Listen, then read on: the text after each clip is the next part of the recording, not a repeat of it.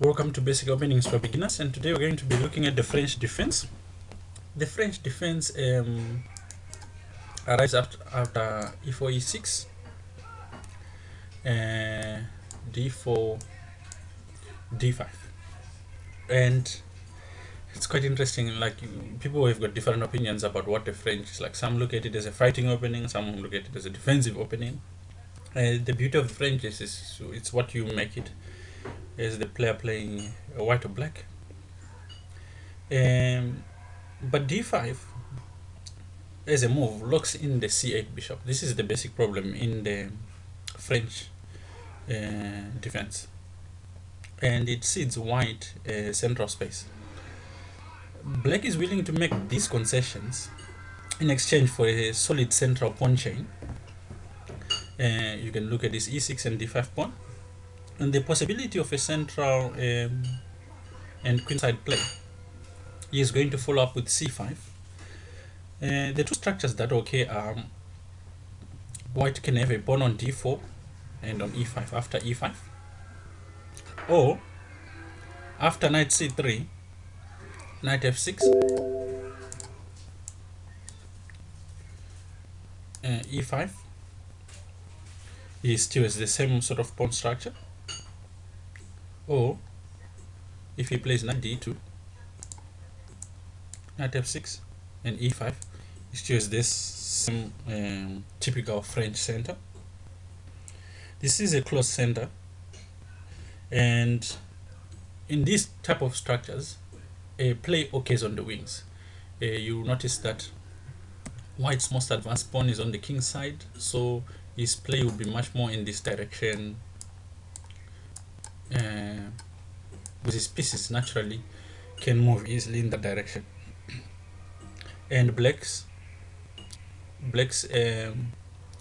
central pawns being the most advanced being on the queen side, his pieces can easily move in this direction. Obviously he has to deal with the bad bishop on c8. Okay, the major strike at the center will be made by black. He will strike it with c5, he will strike it with f6, and white's play often comes from a kingside piece play via moves like queen to d4 or bishop d3 or h4. These are typical moves in the French. f4, f5. So these are the ideas that can arise. The tough and gritty positions that come from this opening are not to everyone's taste. There is a German grandmaster, his name was Wolfgang Ullmann.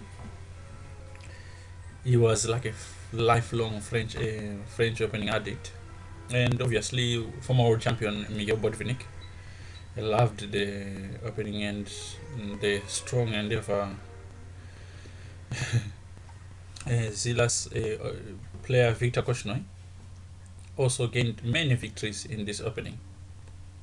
The other structure which can arise is after e4, e6, and d4, d5. White could remain with a pawn on d4,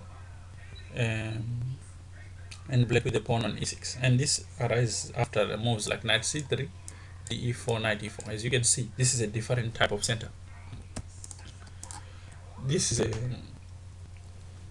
it's considered to be more comfortable for white. He possesses more space. He can use the e5 square here with for placing his pieces, especially the knight on g1. And he owns a good light squared bishop, whereas black has got a bad one. Black's counterplay rests in a timely c7 to c5 pawn move. White's d4 pawn is a target as far as black is concerned.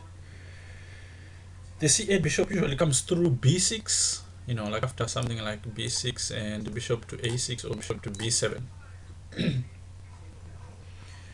And the bishop, if it does come into the game, it stands quite nicely on the b7 to to G1 diagonal. So these are the ideas in the French and the sort of basic understanding behind it. I hope it proves useful in further study of this opening and understanding of it.